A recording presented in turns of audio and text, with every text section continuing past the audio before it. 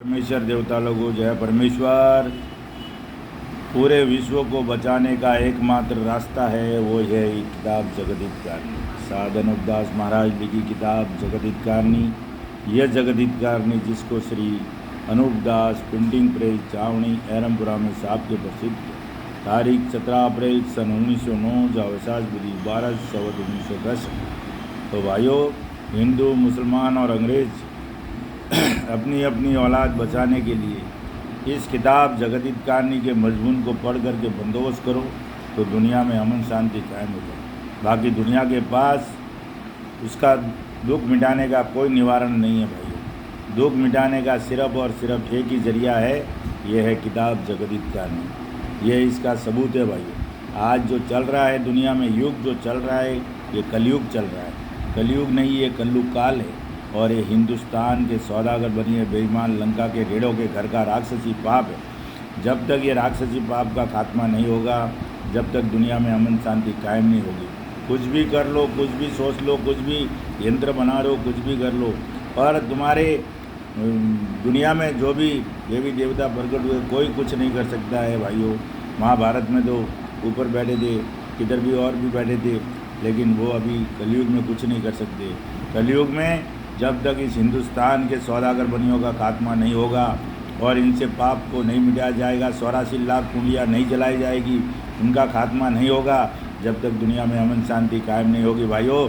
और इन हिंदुस्तान के सौदागर बनियों की फैक्ट्री चलती है, जिसको दुनिया स्वर्ग नरक बोलती है, मुसलमान भाई जन्नत बोलते हैं और अंग्रेज हेवन हेल्स बोलते हैं। वहाँ जब 84 लाख कुंडियों का खात्मा नहीं होगा, जब तक पाप नहीं मिटेगा, तो वहाँ कोई स्वर्ग है, ना जन्नत है, ना हेवन हेल्स है।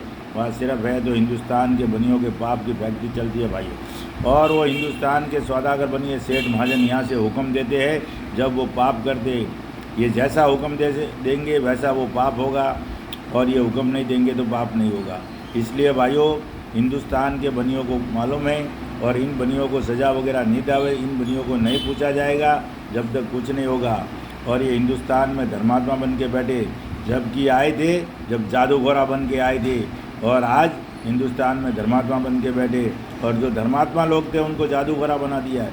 तो इसलिए भाइयों, अगर दुनिया में अमन शांति चाहते हो और दिन और दुनिया का भला चाहते हो, पूरे विश्व के हिंदू मुसलमान और अंग्रेज सबको ये बात अनूपदास जी महाराज बता रही है, हाथ जोड़ के अर्ज कर रही है कि जब तक इस किताब को पढ़ करके इंसाफ नहीं करोगे, जब तक दुनिया में अमन शांति कभी नहीं होगी, दिन और दुनिया का भला नहीं होगा।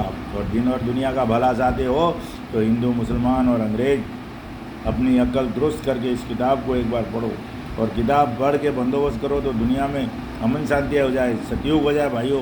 कोई किसी में खार एकार नहीं रहेगा, कोई किसी में रंज नहीं रहेगा। अपनी चीज़ को अपनी जानेंगे, पराई चीज़ को पराई जानेंगे, दया धर्म में रहेंगे, और किसी प्रकार का दुख नहीं होगा मेरे भाइयों। ये किताब जगत हितकारणी पूरे विश्व के भले के लिए, ये बुराई के लिए नहीं है। जो लोग कहते हैं ना कि एक जाति विशेष बुराई नहीं करनी, अगर कोई बंदा गुनाह करता है तो सज़ा तो मिलेगी ना।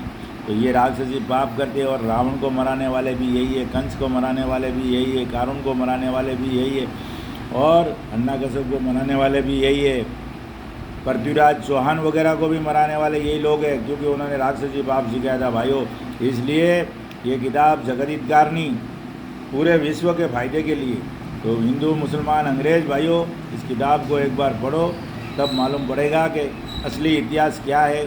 और हम लोग को आज जो चल रहे हैं, हम सब झूठे इतिहासों में चल रहे हैं, हमारे असली इतिहास तो गायब कर दिए भाइयों। इसलिए एक बार किताब को पढ़ना हमारे लिए सौभाग्य की बात है, इसको सूंघना परम दुर्भाग्य की बात है।